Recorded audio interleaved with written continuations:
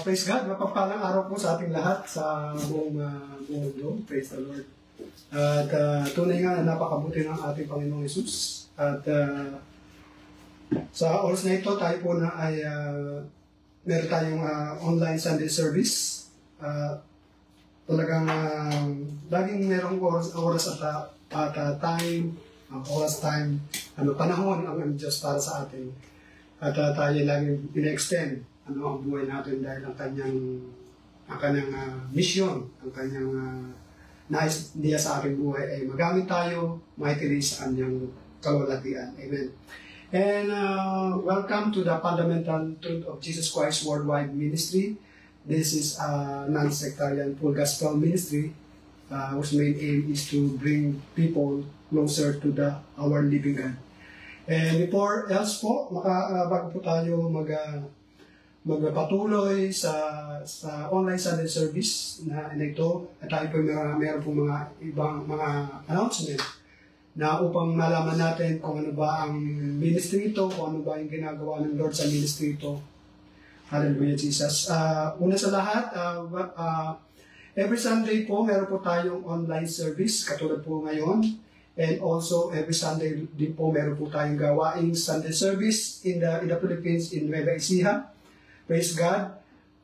Ganyan din po, meron po tayong gawain sa IBS, International Bible Study Cell Groupings. Ano po, every Monday and Wednesday, meron po tayong Bible study.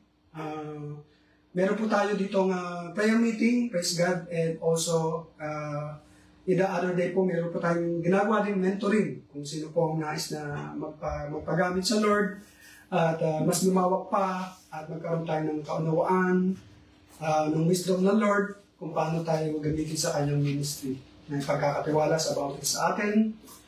Praise God. And even our online study service dito po sa Israel, meron din po tayong ginagawa dyan ng Bible study. And here also in Netherlands, every 10 o'clock, mag-umpisa po tayo ng 10 o'clock dito sa Netherlands. At welcome po kayong lahat. Sino man ang nais manood or magkaroon po tayo ng makasama namin kayo sa Sunday service, how to worship God, how to know Jesus Christ as our Lord and personal Savior in our life. Amen. Praise God. At tayo po ay sa oras na ito, tayo po dadako na sa, by the way, ako nga po pala si Reverend Ricky Oblea, naka-base po dito sa Netherlands, ng Fundamental Truth of Jesus Christ Worldwide Ministry. Ito po ay pinangunahan po ng ating head pastor na si Apostle Edmond Ibanez na narito po sa Netherlands din. Praise God. Tayo po dadako na sa gawain at sa mensahe ng Lord na ipaparating sa atin, sa bawat isa sa atin. Amen. Kaya po, ang ating title po ng mensahe po ng Lord sa atin is God, Our Refuge and Strength. In Psalms chapter 46, verse 1. Praise God. Yan. Atin pong basahin ito sabay-sabay. Buksan natin ang ating mga, kung may gadget kayo or Bible, basahin po natin ito sa Psalms chapter 46, verse 1. Amen. Ginamit ko po dito sa ESV version. God is our refuge and strength, a very present help in our trouble. Amen. Tayo po ay manalangin. O Father God, maraming salamat po sa pangalan ni Jesus at tunay nga pong pinupuri ka namin, sinasamba, niluluwalhati sa iyong kadakilaan, kapangyarihan, at kalwalhatian, Panginoon, sa pangalan ni Jesus at kabanalan. Tunay nga po, apart from you, we can do nothing. Lumalapit kami, nagpapakumbaba, nagpapalinis po ng aming mga karumihan, sa aming puso at isipan, na mga bagay na hindi nakadulugod sa iyo, sa pangalan ni Jesus. Maraming salamat po at sa oras na ito, kami po ay nilinis mo na sa lahat ng aming mga karumihan. Salamat po at kami makakalapit sa iyo at magkakaroon ng kaunawaan, Panginoon, at karunungan nagmumula sa iyo sa pangalan ni Jesus. We welcome you, Holy Spirit, in our midst. Sa bawat mga kinalalagyan namin, mga place sa buong mundo, Panginoon, saan man sila naroroon, na nanonood ng online, service na ito. Touch their hearts, O God, and even, Lord, punuin mo ang aming mga nalalagyan ng iyong banal santong Espiritu at patuloy na i-comfort mo ang bawat isa. At dinideclare namin that you are dakilang nagtuturo sa bawat isa sa amin sa pangalan ni Jesus. Salamat po at ngayon pa lang nandun ang iyong biyaya, ang kalakas at kagalingan na pinagkaloob mo sa bawat isa sa amin. Thank you, Jesus. All the glory belongs to you. In Jesus' mighty name we pray. Amen. Amen. Hallelujah. Okay, I repeat po ang ating pong message, or the title of our message is God, our refuge and strength. Amen. Kaya nga po, kung babasahin po natin dito sa Psalms chapter 46, ano po, ito po isang awit na the song of trust in God's protection and power. Nasusulat din po dito, in the time of uncertainty, it declares that even when the world seems unstable. Masasabi talaga natin na nasa mundo ito, hindi ito stable. Ito nawawala, lumilipas, pero ang Diyos sa salita niya ay laging nananatiling makapangyarihan at buhay.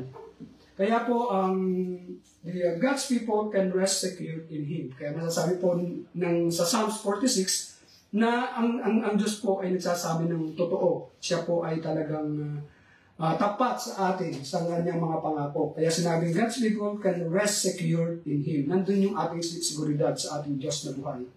Kaya po dito sa verse 1, it sets the foundation for the whole chapter. Ano po? Nare-reveal po ng ating Diyos ng kanyang nature at ang kanyang relationship sa bawat isa sa atin. The relationship with us. Amen. Kaya po, una sa lahat, unang points po na ating yung patungkol po sa mensahe ng ating Diyos is, hindi na tayo po lalayo dito. Una sa lahat is, God is our refuge. Amen. Pag sinabi po dito ang refuge, it means to say that it's a place of safety. Kaya, nasabi ko kanina, pag tayo nasa Diyos, tayo ay secure. Amen. Kaya God is our refuge. A place of safety, yung shelters. Shelter and protection from danger. In Proverbs chapter 18 verse 10. Isulat na lang po natin to sa ating mga notebooks.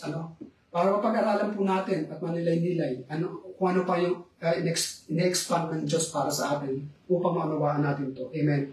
Kaya ang sinabing refuge is a place of safety. Katulad nga ng ating tirahan, ito yung nagko-cover sa atin. Umulan man, umulan lang, umulan, bumagyo, amen. Ito yung ating shelter na siya yung nagpo-protect sa atin. Amen. Lalo na ang ating Diyos na buhay. He is our protector, He is our shelter, He is our refuge. Kaya po, katulad po ni example po sa Bible example character. Okay, praise God. Nababaliksod na. Amen. Kaya si David po dito, na meron pong balak po dito si King Saul, King Saul sought to kill him. But si David found physical refuge in caves. In 1 Samuel chapter 22, verse 1 to 2. Pero, kaya po si David dito, nagpunta siya sa isang caves, nanalangin siya, but his true refuge was in God. Kaya, many of his psalms call God his fortress and his stronghold. Amen. Doon siya nanalangin kasi alam ni David dito na mayroong gagawin si King Saul sa kanya. Kaya siya po ay pumunta sa isang lugar, sa isang cave upang manalangin. It represent cave is our home, is our refuge, is our fortress and our strongholds para tayo i-cover ng Lord. Kaya dito, ang physical shelter must protect us temporarily. Ito sinasabi ko sa iyo, sa ating lahat, na itong tirahan ito is temporarily. But only God can provide true spiritual safety. Lahat po.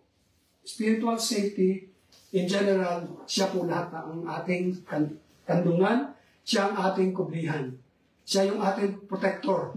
sa ating buhay, sa bawat isa sa atin, physically, emotionally, and spiritually. Siya ang magko-cover sa atin at magpapalakas. Amen.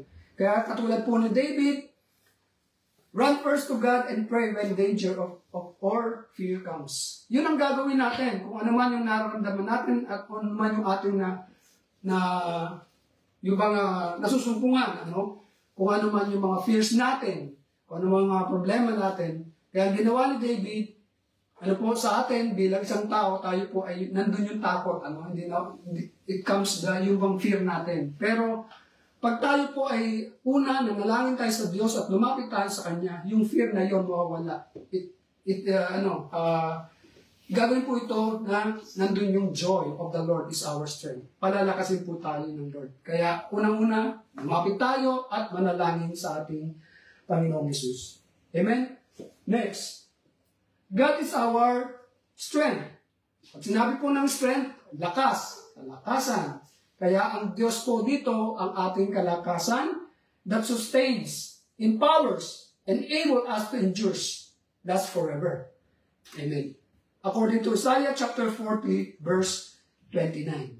Strength, the power of God. Amen. The source of power. Yes. Katulad po dito na si Gideon, in Judges chapter 6 to chapter 7, basahin po na lang natin dito na si Gideon po, nakaramdam po siya ng kahinaan. Gideon felt weak and unqualified. Amen. So, dumarating sa buhay natin, sa bawat buhay natin, na ganun. Ako ba ay unqualified dito sa aking, lalo na pag apply tayo ng trabaho, o meron tayong saan man tayo, tayo kinakabahan din, natatakot, baka hindi tayo matanggap, ako ba'y qualified dito? Yun ang tanong ng tao, di ba? Yet God gave him strength to lead 300 men to victory over a fast Midianite army. Amen. Kaya po, the victory proved that power came from God, not numbers or skills. Yun ang pag ang Lord talaga nagsabi ng ganun sa atin, na kaya tandaan po natin, sa ating buhay, anuman ang marami tayong problemang kinaharap natin, God is our victory. Ang Diyos ang sasama sa atin. Katulad na sinabi ng Diyos kay Gideon, huwag kang matakot, sasamahan kita. Amen. Kaya po, God's strength shines brightness in our weaknesses. Sa ating kahinaan, pag tayo po ay kumukubli at tayo lumalapit lalo sa ating Panginoon, tayo po ay palalakasin. Kaya sinabi, God is our strength. Amen? Kaya nga po, kung atin po, when we feel outnumbered or unprepared, trust God to supply the courage and ability we need. Amen. Lumapit lang po tayo sa ating Panginoon, mag-trust. Manampalataya tayo sa ating Panginoong Hesus na ang lahat ng ito ay magkakaroon tayo ng kalakasan. Lalo tayong magkakaroon ng lakas ng ating pananampalataya. Yung foundation na yon, siya yung ating foundation na magpapalakas at magpapatibay ng ating buhay bilang isang mananampalataya ng ating Panginoon. Amen. Ulitin ko, when we feel outnumbered or unprepared, trust God to supply the courage and ability you need. Tandaan po natin to. Amen. And thirdly, God is a very, very present help, always near. Siya laging nandyan lang yan. Hindi tayo pababayaan. Hindi tayo iiwanan. Hindi siya malayo. Kaya nga sinabi ito, always near, di ba? Lagi siyang malapit sa atin. Amen. Kaya, very present help. Ibig sabihin, God is not just near in theory. Hindi lang sinasabi ang malapit ang Diyos. He is actively involved and immediately available in our times of need. Lagi siyang active talaga. Alam niya kung ano yung ating pangangailangan. Alam niya kung anong oras natin kailangan. Amen. Actively and available ang kanyang time para sa atin. In Psalms 145 verse 18. Praise God. Kaya po katulad po, isa po na naman ditong example sa Biblia na si David, si Daniel, in the lion's den, in Daniel chapter 6. Siya po ay tinulungan, God's help was immediately and personal. He sent His angel into the place of danger, proving His presence was real in Daniel's darkness moment. Amen. Ito yung patunay na ang Diyos, hindi niya iniwanan si Daniel. The same thing with us. Hindi tayo iwanan in the times of our darkness. Amen. Lagi siyang nandun. Kaya nga kanina sabi nga, God is very, very present help always near. Tao lang tayo. Manalangin tayo. Ganyan ang ginawa ni Daniel, di ba? Nanalangin siya sa Diyos. Ano nangyari sa kanya? Wala. Di ba? Kahit anong galos o yung kagat or ano man yung ano ng lions, walang nangyari sa kanya. Dahil God is always with him. And also with us. Amen. Kaya nga po, God step in our troubles, not just wait for us to come out of them. Lagi siyang nakaano sa atin, malapit. Lagi nakaabang sa atin. Yung protection man tayo ng Diyos. Amen. Kaya nga po, manampalataya tayo. Lalo tayong manampalataya at lumapit tayo sa Diyos that trust that His help is here now, even in the middle of the storms. Amen. Imbes na tayo magpakalayo-layo, lalo tayo lumapit sa Diyos at doon natin mararamdaman ang kanyang proteksyon, ang kanyang time para sa atin to help us. Amen. Hallelujah. Kaya nga po, sa Proverbs chapter 18 verse 10, sabi doon, the name of the Lord is a strong tower. Amen. The righteous man runs into it and it's safe. For the Lord is my tower. Di ba? Meron tayong kantang ganun. Na talagang nandun, matibay siya. A stronghold. It's our strong foundation. Amen. Hallelujah. Kaya, huwag tayong matakot. Fear not, I am with you. I will strengthen you and I will help you. According to Isaiah chapter 41 verse 10. And also, ang promise ng Lord sa atin, tandaan natin, that God promises never leave us nor forsake us. Amen. In Hebrews chapter 13 verse 5 to 6. Kaya nga po ang tanong sa atin, reflection. Namnamin natin yung galaw ng yung sinasabi ng Diyos sa kanyang promise at yung feel the presence of God, yung galaw ng Diyos sa atin. Amen. Kaya sa bawat area, ang tanong po sa atin, sa bawat area ng ating buhay, na may pangangailangan tayo to run the God as our refuge. Tayo ba'y lumalapit sa Diyos o nagtatampo tayo sa Diyos? Amen. Yan ang tanong sa atin. Another thing, how we have experienced God's strength in times of weaknesses. Mga experience natin sa buhay natin. Nung tayo ay nanghihina, tayo ay talagang hindi natin alam kung anong gagawin natin. Anong gagawin natin? Diba? Sabi nga ng Diyos, lumapit tayo. Amen.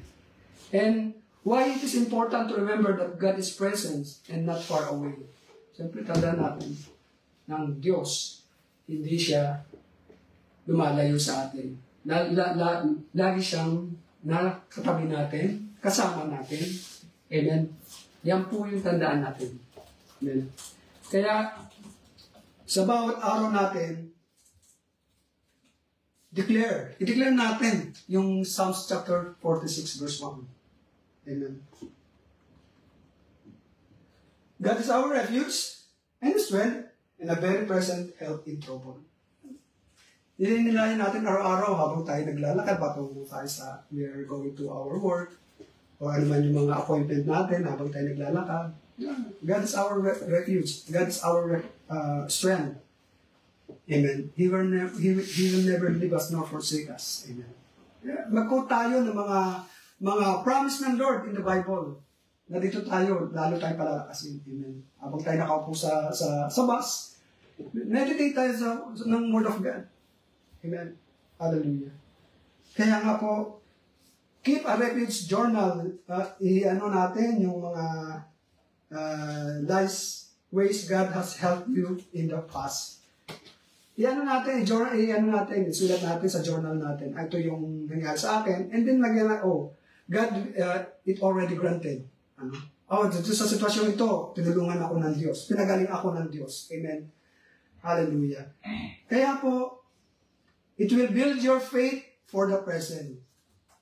Amen. Lalo tayong, ang Diyos talaga, akala ko talaga, iniwanan ako ng Lord. Hindi.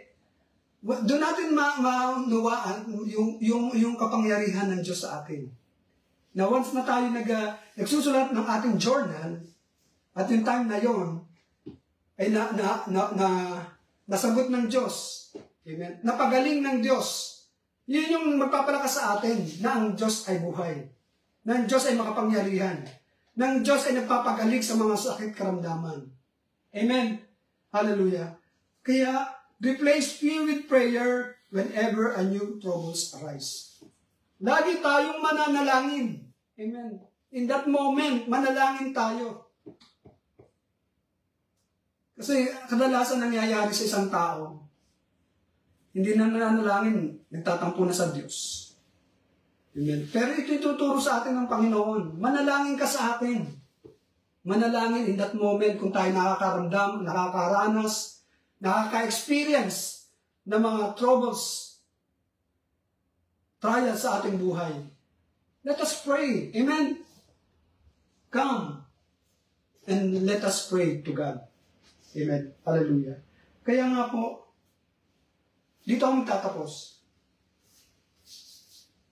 Ang trouble is inevitable, but panic is optional when you know where your safety lies. God is not only your shelter from storm, He is our strength in the storm and our help through the storm. Amen. Hallelujah. Praise God. And I believe meron po tayo nakuha mga mensahe ng Lord na ito ay magpapalakas sa atin, to encourage us, to motivate us. Amen. Hallelujah. Tayo po ay manalangin. Praise God. Hallelujah. O Father God, maraming salamat po sa pangalan ni Jesus sa iyong mensahe sa oras na ito. May klima, ba't ito ay makapangyarihan sa lahat, Panginoon, na nagbibigay sa amin ng kalakasan, motivation, Panginoon, sa bawat isa sa amin. Salamat po at ikaw ang makapangyarihan na nagpapagaling sa mga sakit karamdaman. Dalangin ko sa mga may sakit karamdaman sa oras na ito, they are already healed by you, O God. Cover them. Idaloy mo ang banal na dugo ni Jesus sa kanilang buong katawan. Mula ulo hanggang nagtalampakan, Lord, in Jesus' mighty name, high blood man, anuman mga sakit karamdaman, physically, spiritually, Lord, in Jesus' mighty name, we declare right now, they are healed, O God. They are healed right now, in Jesus' mighty name. At tunay nga po, Lord, release healing right now. And even, Lord, sa mga bawat pamilya, dalangin namin, O God, dalangin ko sa oras na ito, bind them with your love that cannot be broken, O God, na magkaisa ang pamilya, magkaisa spiritually, emotionally, magkaisa, Panginoon, united, Lord, in one accord, O God, by your name, in Jesus' mighty name. Maraming salamat po sa pamilyang ito. Natunay nga po, Lord, we declare, I declare, Lord, the salvation upon their life, O God, sa bawat pamilya pa na nananalangin ng kaligtasan o magkaroon ng relasyon sa pangalan ni Jesus. Hallelujah, Jesus.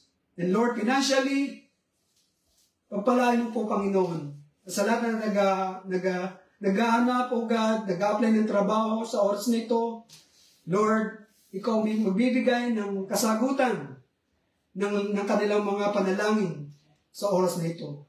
Salamat po. At tunay nga po, Lord, pagpalain mo ang ministeryong ito ng Fundamental Truth of Jesus Christ Worldwide Ministry. Patuloy mo itong gamitin sa anumang lupalop ng mundong ito sa pagpapalawak, Panginoon, o pag-share ng iyong salita, Panginoon, sa pangalan ni Jesus.